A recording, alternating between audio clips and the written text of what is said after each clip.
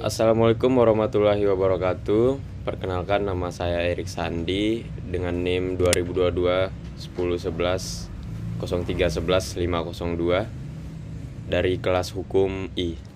Di sini saya akan menjelaskan bagaimana pentingnya adanya negara. Pembahasan yaitu nomor 1, apa itu negara? Yang kedua, pengertian negara. Yang ketiga, kenapa negara itu penting?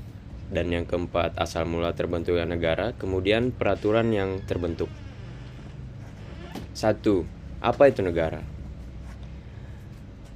Negara adalah bentuk organisasi dari masyarakat atau kelompok yang mempunyai kekuasaan, mengatur hubungan dengan menyelenggarakan ketertiban dan menetapkan tujuan-tujuan dari kehidupan bersama, serta mendiami suatu wilayah atau teritorial tertentu dengan mengakui adanya suatu pemerintahan. Contohnya seperti di negara Indonesia.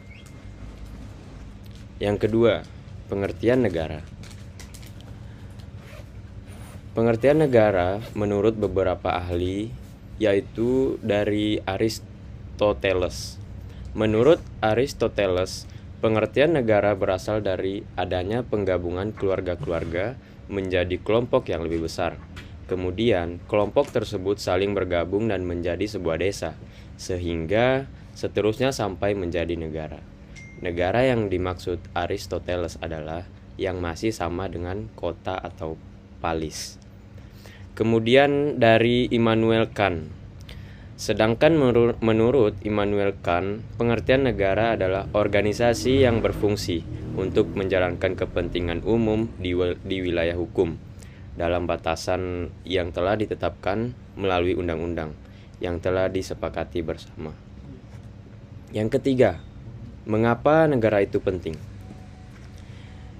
Negara itu sangat penting karena negara merupakan tempat bagi masyarakat agar dapat berlindung dan bertinggal di daerah tersebut secara aman.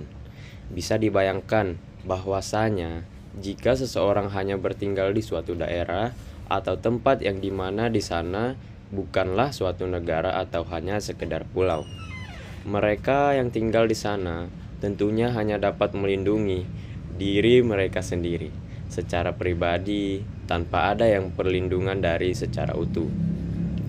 Bisa diartikan lain jika ada seseorang yang tinggal di suatu daerah atau negara, namun dia tidak memiliki kewarganegaraan secara resmi. Jikalau orang tersebut jika mendapatkan tidak kriminal dari orang lain, maka bisa dikatakan tidak ada undang-undang yang melindungi orang tersebut. Maka yang dapat melindungi dirinya ialah dirinya sendiri. Bisa dikatakan bahwasanya negara itu bisa melindungi setiap masyarakatnya yang merupakan dari bagian negara tersebut. Dengan kata lain, negara menjadi tameng bagi mereka yang merupakan bagian negara itu sendiri. Yang keempat, asal mula terbentuknya negara.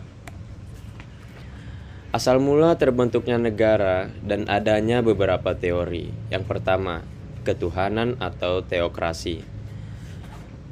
Tuhan dianggap raja yang menjadi sumber kekuatan negara. Maka dari itu, adanya keyakinan sebagaimana apabila ada yang menentang, maka menerima kutukan sebagai atas perlawanannya, berfungsi sebagai perbaikan kejahatan. Penaklukan yang kedua, kekuatan dan kekuasaan. Penaklukan kaum lemah oleh kaum kuat perihal ekonomi dan rasa atau sifat agresif yang besar sebagai naluri untuk bangkit dan membentuk institusi negara. Yang ketiga, perjanjian masyarakat. Dalam perjanjian ini, semua masyarakat mengikat diri terhadap aturan untuk dapat melindungi dan menjamin kelangsungan hidup. Yang keempat, hukum alam. Berdasarkan pada kekuatan, namun bersifat secara alami, berlaku di setiap tempat atau waktu secara universal atau berubah. Alaminya, manusia hidup berkelompok sehingga membentuk komunitas untuk menyumbangkan pikirannya. Yang kelima, peraturan yang terbentuk. Peraturan yang terbentuk atau aturan-aturan yang terbentuk. Yang pertama, satu, menentukan hubungan antara pemerintah dan negara.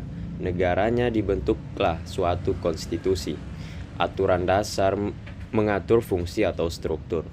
Yang kedua, melihat bentuknya terbagi menjadi satu, tertulis ditambahkan dalam perundang-undangan, yaitu cita-cita, ideologi, dan hak.